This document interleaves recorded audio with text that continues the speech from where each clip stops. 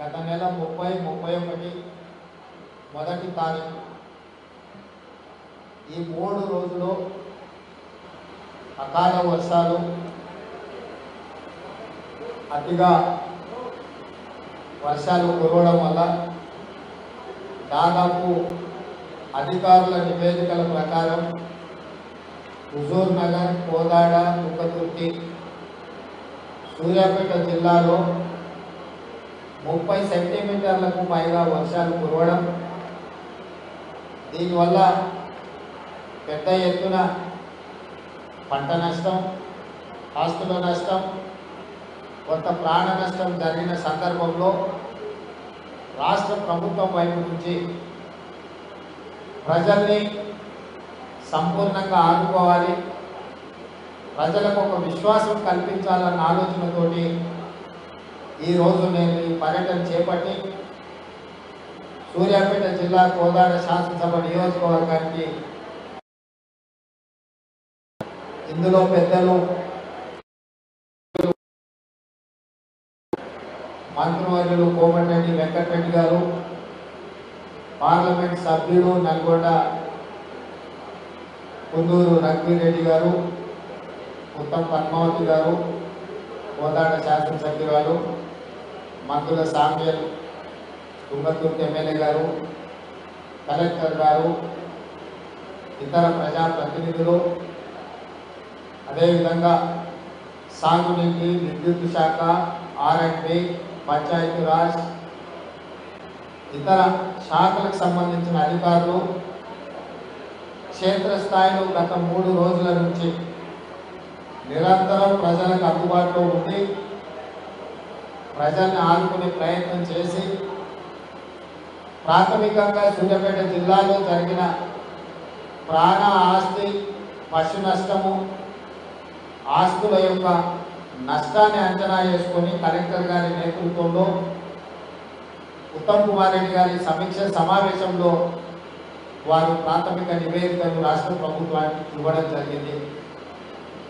ఈ ప్రాథమిక అంచనాల ప్రకారం సూర్యాపేట జిల్లాలో 2 మనుషులు చనిపోవడము, దాదాపుగా 21 చెరువులు తెగడము, 15 గ్రామాలలో 480 మందిని ఇతర ప్రాంతాలకు తరలించడము, 20,000 ఎకరాలలో పంట నష్టం జరగడము, అదేవిధంగా పశువులు 7 చనిపోవడము, ఇతర మేకలు ఇలాంటివి కూడా చనిపోవడము, 7 పక్కా ఇళ్ళు కూలిపోవడము, 33 కచ్చా ఇళ్ళు కూలిపోవడము, అదేవిధంగా హైదరాబాద్ విజయవాడ హైవే దారి కూడా పూర్తిగా దెబ్బతినడము, ఇతర చాలా విషయాలు ఈరోజు ఈ ప్రాథమిక నివేదికలో మన ముందు పెట్టడం జరిగింది. అదేవిధంగా తుంగతుర్తిలో కూడా పశువులు చనిపోవడము, చెక్ డ్యామ్లు డ్యామేజ్ అవ్వడము, అదేవిధంగా ఇల్లు కూలిపోవడము, ఇతర అంశాలను కూడా స్థానిక శాసనసభ్యులు నా దృష్టికి తీసుకురావడం జరిగింది. అత్యధిక వర్షపాతం వల్ల విపత్కర పరిస్థితులు ఏర్పడినప్పటి నుంచి ప్రభుత్వం నిరంతరం మంత్రులను, శాసనసభ్యులను క్షేత్రస్థాయిలో ప్రజలకు అందుబాటులో పెట్టి పర్యటిస్తూ ఒకవైపున ప్రజలకు సహాయాన్ని అధికారులందరూ కూడా సమన్వయం చేసుకొని వారు క్షేత్రస్థాయిలో ఉంటే ముఖ్యమంత్రిగా చీఫ్ సెక్రటరీని, డీజీపీని, డిజాస్టర్ మేనేజ్మెంట్కి సంబంధించిన అధికారులను, ఇతర శాఖలను సమన్వయం చేస్తూ గత 2 రోజులుగా రాష్ట్ర స్థాయి సమీక్షలు చేస్తూ అన్ని రకాలుగా ప్రజల్ని ఆదుకునే ప్రయత్నం చేస్తాము. ఈ ప్రయత్నంలో ఎక్కువగా ప్రాణ నష్టం జరగకుండా, పంట నష్టం జరగకుండా, విద్యుత్ కోతలు ఎక్కడైనా విద్యుత్ సరఫరా అంతరాయం కలిగిన ఎంబడెంబడే వాటిని పునరుద్ధరిస్తూ ప్రజలకు అన్ని రకాలుగా సహాయాన్ని అందిస్తూ పునరావాస కేంద్రాలను ఏర్పాటు చేస్తూ అధికారులు రాత్రి పగళ్ళు పనిచేసి చాలా కష్టపడ్డారు. మనస్ఫూర్తిగా మా మంత్రులను, ప్రజాప్రతినిధులను ప్రభుత్వ అధికారులను అభినందిస్తున్నా. ఈ విపత్కర సమయంలో వీళ్ళందరూ కూడా సమన్వయంతో ప్రజలకు అందుబాటులో ఉండి వాళ్ళని ఆదుకునే ప్రయత్నం చేస్తుంది. అయినా అక్కడక్కడ దురదృష్టకర సంఘటనలు జరిగినాయి. ప్రాణ నష్టం, ఆస్తి నష్టం, రకరకాల నష్టాలు జరిగినాయి.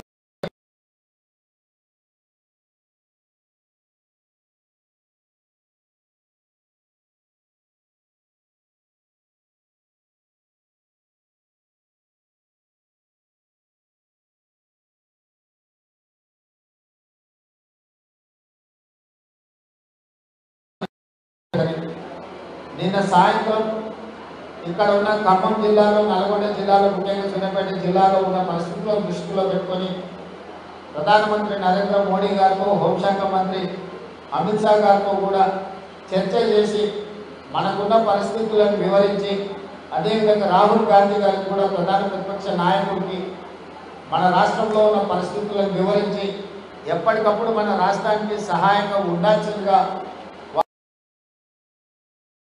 కూడా ప్రధానమంత్రి గారు, హోంశాఖ మంత్రి గారు, అదే ప్రతిపక్ష నాయకుడు రాహుల్ గాంధీ గారు స్పష్టంగా మాట ఇవ్వడం జరిగింది. ఈ నేపథ్యం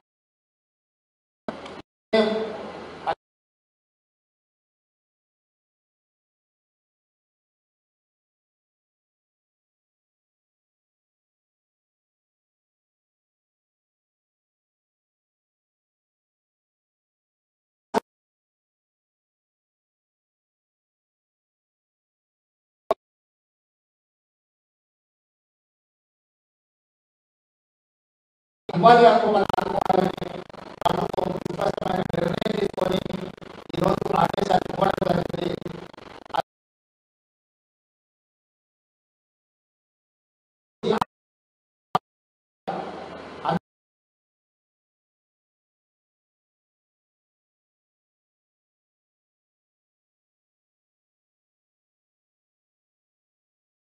ఈ ప్రభుత్వం నిర్ణయం తీసుకున్నది. ముఖ్యంగా నల్గొండ జిల్లాలో గొర్రెలు ఇవి చాలా ఎక్కువ. యాదవ్ సోదరులు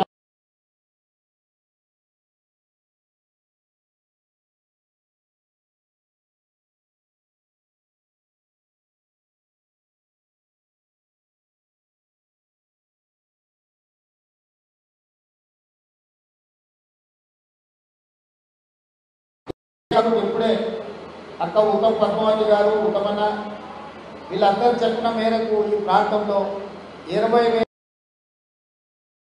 ప్రాథమిక అంచనా.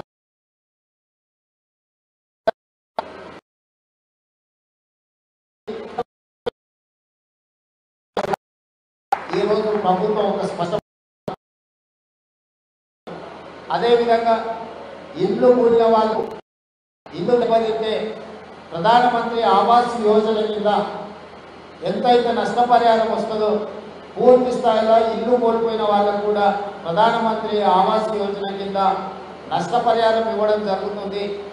అర్హులైన వాళ్లకు ఇందిరమ్మ ఇల్లు కూడా ఇవ్వడం జరుగుతుంది. ఇల్లు కోల్పోయి నిరాశ్రయులైన అర్హులైన వాళ్లకు ఇందిరమ్మ ఇల్లు కూడా ఇప్పుడు నష్టపోయిన వాళ్లకు ఇవ్వడం జరుగుతుంది.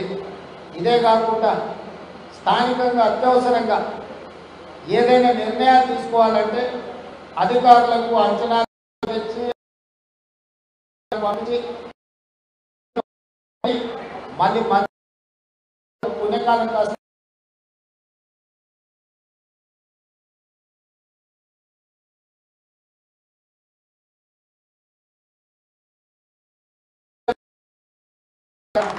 డిపాజిట్ చేస్తున్న గవర్నమెంట్ ముందస్తుగా 5 కోట్ల రూపాయలు విడుదల చేస్తున్నాం. ఎక్కడికి వెళ్ళినా అక్కడ స్పాట్లో అక్కడ సమస్యను చూస్తే అక్కడ ఆదుకోవడానికి అవసరమైన 2 లక్షలు, 5 లక్షలు, 10 లక్షలు, 20 లక్షలు ఏం కావాలన్నా అక్కడికక్కడనే మంజూరు చేసే విధంగా అందుబాటులో 5 కోట్ల రూపాయలని సూర్యాపేట కలెక్ట్ చేయమని చెప్పి నేను బయలుదేరే ముందే చీఫ్ సెక్రటరీ గారికి నేను ఆదేశాలు ఇవ్వాలి. అదేవిధంగా పాఠశాలలకు కూడా పిల్లలకు సెలవులు ఇచ్చి, ఎందుకంటే గురుకుల పాఠశాలలుగా నిమ్మల పాఠశాలల లేదా మండల కేంద్రాల్లో లేకపోతే జిల్లా కేంద్రాల్లో ఉన్న విద్యార్థులు ఈ వర్షంలో పాఠశాలలకు వెళ్ళాలన్న ఇబ్బంది ఉంది కాబట్టి కలెక్టర్లకే స్వయంగా నిర్ణయించే విధంగా అక్కడ ఉన్న విపత్కర పరిస్థితులను బట్టి అక్కడికక్కడనే వాళ్ళు నిర్ణయం తీసుకొని పాఠశాలలకు సెలవులు ఇవ్వడానికి కూడా కలెక్టర్లకు పూర్తి స్థాయిలో వాళ్ళకు ఒక అనుమతి ఇవ్వడం జరిగింది. ఈరోజు ఈ రాష్ట్రంలో ఉన్న విపత్కర పరిస్థితులను రాజకీయాలకు అతీతంగా మనందరం కలిసికట్టు ఎదుర్కోవాల్సిన అవసరం ఉంది. దాని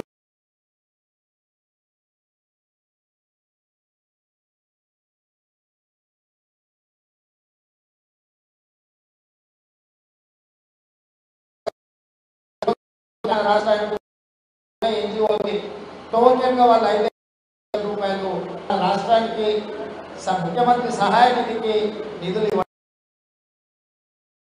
ప్రజల పట్ల వాళ్ళకున్న ఒక బాధ్యత నిబద్ధత 10 లక్షల రూపాయల 20 లక్షల అనే దానికంటే ఎవరైనా బాధ్యత కలిగిన వాళ్ళు ఇప్పుడు జరిగిన సంఘటనలలో ప్రజలకు నష్టపోయిన వాళ్ళను ఆదుకోవడానికి ముఖ్యంగా మేము మీకు అండగా నిలబడతాము, మీ కష్టాన్ని మేము గుర్తించినాము, మీ కష్టాన్ని తీర్చడానికి మేము సహాయాన్ని అందిస్తామని ఇట్లాంటి సంఘటనలు వారు ఉదారంగా వెంకయ్య నాయుడు గారు ముందుకు వచ్చి రాష్ట్ర ముఖ్యమంత్రి సహాయ నిధికి నిధులు ఇచ్చినందుకు ప్రత్యేకంగా తెలంగాణ ప్రజల తరఫున వారికి నేను కృతజ్ఞతలు తెలియజేస్తున్నా. ఈ విధంగా స్వచ్ఛంద సంస్థలు కానీ కార్పొరేట్ సంస్థలు కానీ ఎవరైనా సహాయం అందించదలుచుకున్న వాళ్ళు రాష్ట్ర ప్రభుత్వానికి ముఖ్యమంత్రి సహాయ నిధికి ఇస్తే ప్రజలకు మనకు ఇంకా మేలైన సౌకర్యాలు అందించడానికి వీలవుతుంది. అదేవిధంగా ప్రతిపక్ష నాయకులు కూడా కొంతమంది చాలా విషయాలు మాట్లాడుతున్నారు. నేను ఇది సందర్భం కాదు కాబట్టి ప్రస్తావిస్తలేను. 10 సంవత్సరాలు అధికారంలో ఉన్న వాళ్ళు ఎన్నిసార్లు వర్షాలు వచ్చినాయి, వరదలు వచ్చినాయి, ప్రజలు చనిపోయినారు, హైదరాబాద్లో వర్షాలు వరదలు వచ్చినప్పుడు వాళ్ళ వ్యవహారం ఏ విధంగా ఉంది ప్రజలకు కళ్ళకు కట్టినట్టుగా కనిపిస్తుంది. ఈరోజు ఒక ఆయన అమెరికాలో ఉండి ట్విట్టర్లో పెడుతున్నాడు,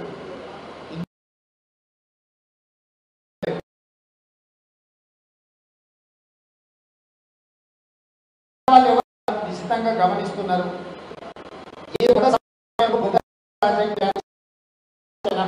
మీరు బురద రాజకీయాలు చేసిన తర్వాత మా కోమటిరెడ్డి గారు లేకపోతే మా మంత్రుల సాయంలో వాస్తవాలను మాట్లాడాల్సి వస్తే అది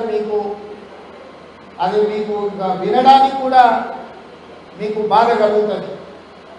మీరు ఇట్లనే అబద్ధాలు చెప్తే మా వాళ్ళు నిజాలు ప్రజలకు చెప్పాల్సిన పరిస్థితి వస్తుంది. కాబట్టి దయచేసి బురద రాజకీయాలకు స్వస్తి పలకండి. ఇప్పుడు రాజకీయాలు చేసే సందర్భం కాదు. అందరం క్షేత్రస్థాయిలో పర్యటనకు వెళ్లాల్సిన సందర్భము, క్షేత్రస్థాయిలో ప్రజలకు అండగా ఉండాల్సిన సందర్భము. మీకు బెయిల్ వచ్చిందంటే 20 మంది ఎమ్మెల్యేలను వేసుకొని ఢిల్లీ పోవడానికి మీకు సమయం ఉంటుంది. కానీ ప్రజల కష్టాల నుండి చనిపోతే ఎవరు కేసీఆర్ గారు కానీ కేటీఆర్ గారు కానీ క్షేత్రస్థాయికి మాత్రం రాదు. ఒకరు అమెరికా పర్యటనలు ఉంటారు, ఇంకొకరు ఫామ్ హౌస్లో ఉంటారు. మీరు ప్రభుత్వం చేస్తున్న ప్రయత్నాన్ని తప్పుపట్టే విధంగా ఖమ్మం జిల్లాలో జరుగుతున్న దీంట్లో మంత్రులు పూర్తిగా అక్కడి క్షేత్రస్థాయి. ఉత్తమ్ కుమార్ రెడ్డి గారు ఎక్కడనో ఢిల్లీలో ఉంటే ఉండిన రాత్రి బయలుదేరి ప్రజలకు అందుబాటులో ఉండాలి అని వాళ్ళు పరిగెత్తుకొచ్చారు. నిన్న సీతక్క కావచ్చు, శ్రీధర్ బాబు కావచ్చు, పొన్నం ప్రభాకర్ గారు కావచ్చు, భట్టి గారు కావచ్చు, పొంగులేటి తుమ్మల గారు కంప్లీట్గా క్షేత్రస్థాయిలో వాళ్ళు ప్రజలలో ఉన్నారు. మొన్నటి నుంచి నేను నిద్రపోకుండా కమాండ్ కంట్రోల్ రూమ్ ద్వారా అందరినీ పర్యవేక్షిస్తూ ఎక్కడికక్కడ అధికారులకు ఆదేశాలు ఇస్తూ కలెక్టర్లందరినీ అప్రమత్తం చేసి అన్ని శాఖల అధికారులను సమన్వయం చేసి వీలైనంత మేరకు ప్రజలను ఆదుకుంటారు. హైదరాబాద్లో మూసి వరద నుంచి మొదలు పెడితే హైదరాబాద్లో ఈరోజు రోడ్ల మీద వస్తున్న నీళ్ళను కూడా పూర్తి స్థాయిలో తొలగించి ప్రజల్ని ఎక్కడికక్కడ ఆదుకునే ప్రయత్నం చేసినాము. కాబట్టి దయచేసి మీడియా మిత్రులకు కూడా నా సూచన ఒకటే, ఈ సమయంలో మనందరం కలిసికట్టుగా ప్రజలకు అండగా నిలబడాలి.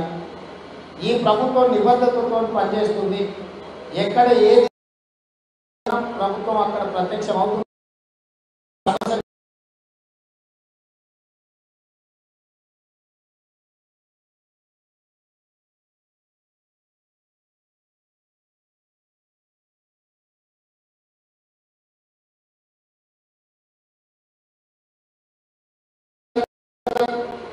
రెస్పాన్స్ ఫోర్స్ ఎన్డీఆర్ఎఫ్ కేంద్ర ప్రభుత్వ పరిధిలో ఉంది. మనకి ఎప్పుడు ఏదైనా ఉపద్రవం వచ్చినప్పుడు మనం కేంద్రం వైపు చూస్తున్నాం. మీరు విమానాలు పంపించండి, మీరు బోట్లు పంపించండి, మీరు కలిగిన సిబ్బందిని పంపించండి అని ఆలోచన చేసి సేమ్ సిమిలర్ ఒక ఆర్గనైజేషన్ స్టేట్లో పెట్టుకోదలుచుకున్నాము. స్టేట్ డిజాస్టర్ రెస్పాన్స్ ఫోర్స్ని ఎస్డిఆర్ఎఫ్ తెలంగాణ రాష్ట్రంలో 8 బృందాలుగా రాష్ట్రంలో వివిధ ప్రాంతాలలో, ఎందుకంటే ఒక్కొక్క జిల్లాలో ఒక దగ్గర ఉంటే అక్కడ లోకల్కి ఏ సమస్య వచ్చినా తక్షణమే వాళ్ళు అక్కడికి వెళ్ళడానికి వీలవుతుందని చెప్పి 8 బృందాలుగా ఒక్కొక్క బృందంలో 100 మందిని సిబ్బంది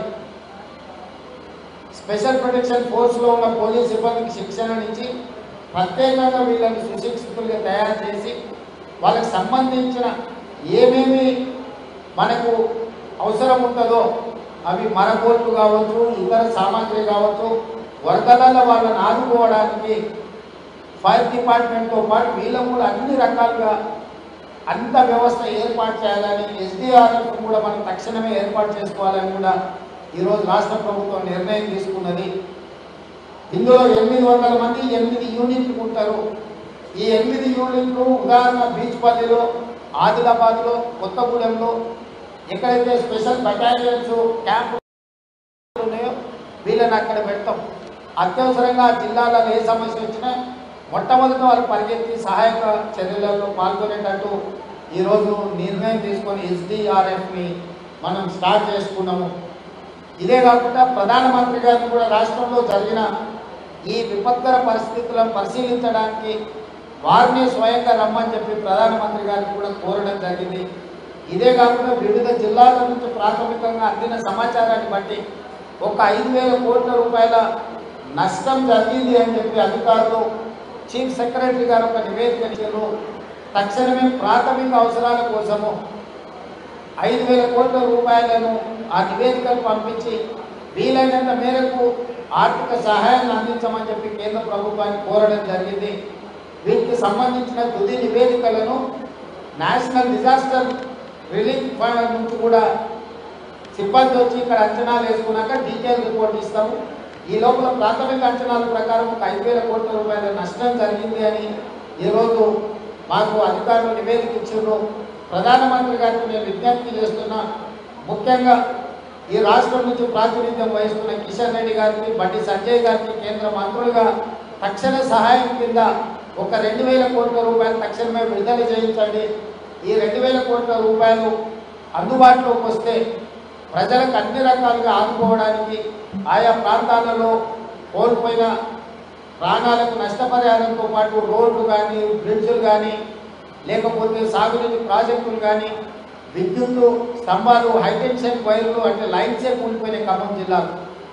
ఇట్లాంటివి రిస్టోర్ చేసుకోవాలంటే నిధులకు వెసులుబాటు ఉండాలి. So NDA national disaster management chairperson ప్రధానమంత్రి గారే కాబట్టి ఆ ప్రత్యేక నిధుల నుంచి తెలంగాణ రాష్ట్రానికి సహాయాన్ని అందించాలని చెప్పి ప్రధానమంత్రి గారికి విజ్ఞప్తి చేస్తూ ఈ బాధ్యత తీసుకోవాల్సిందిగా కిషన్ రెడ్డి గారికి, బండి సంజయ్ గారికి నేను విజ్ఞప్తి చేస్తున్న తెలంగాణ రాష్ట్ర ముఖ్యమంత్రిగా. ఇవన్నీ కార్యక్రమాలను తీసుకొని మనం ముందుకు వెళ్ళాలి. నేను ఖమ్మం పర్యటనలో భాగంగా ఈ ప్రాంతంలో కూడా ఇక్కడ ఉన్న వాళ్ళకు ఒకటే విశ్వాసం కల్పించదలుచుకున్నాను. ఈ ప్రభుత్వం మీకు అండగా ఉంటుంది. ఉత్తమ్ కుమార్ రెడ్డి గారు, స్థానిక శాసనసభ్యులు, పార్లమెంట్ సభ్యులు మీకు నిరంతరం అందుబాటులో ఉంటారు. అధికారులు నిరంతరం 24 గంటలు అందుబాటులో ఉంటారు. ఏ ప్రజలు కూడా ఆందోళన చెందాల్సిన అవసరం లేదు. పూర్తి స్థాయి నివేదిక తీసుకొని ఉత్తమ్ పద్మావతి గారు, మందుల సామిల్ గారు, అదేవిధంగా హుజూర్ నగర్ శాసనసభలో జరిగిన నష్టాల గురించి మంత్రి గారు కూడా నా దృష్టికి తీసుకొచ్చారు. తప్పకుండా పూర్తి స్థాయిలో మీ నష్టాన్ని భర్తీ చేసే విధంగా ప్రభుత్వం నిర్ణయం తీసుకుంటుంది అని చెప్పి మీకు అందరికీ తెలియజేస్తూ, మీడియా మిత్రులను కూడా ఈ కష్ట సమయంలో మీరు అండగా నిలబడండి. సమస్యల్ని పరిష్కరించడానికి మీరు తోడ్పాటును అందించండి. ప్రభుత్వం దృష్టికి తీసుకురండి. వాటిని పరిష్కరించే బాధ్యత ప్రభుత్వం తీసుకుంటుందని తెలియజేస్తూ మరొకసారి మా కలెక్టర్ గారికి, అధికారులను అభినందిస్తూనే ఇంకా బాధ్యతాయుతంగా ప్రజలలో ఉండండి, అంచనాలు వేయండి, నష్టం జరిగిన ప్రతి ఒక్కరిని ఆదుకోవడానికి నివేదిక తయారు చేయండి. మీ నివేదికల ఆధారంగా ప్రతి వాదన ఆదుకునే ప్రయత్నం రాష్ట్ర ప్రభుత్వం చేస్తుందని చెప్పి తెలియజేస్తూ మీ అందరి దగ్గర సెలవు తీసుకుంటున్నా. ధన్యవాదాలు. మన ఛానల్ ని వెంటనే సబ్స్క్రైబ్ చేసుకుని పక్కనే ఉన్న బెల్ ఐకాన్ కొట్టేసి నోటిఫికేషన్ ఆన్ లో పెట్టుకోండి.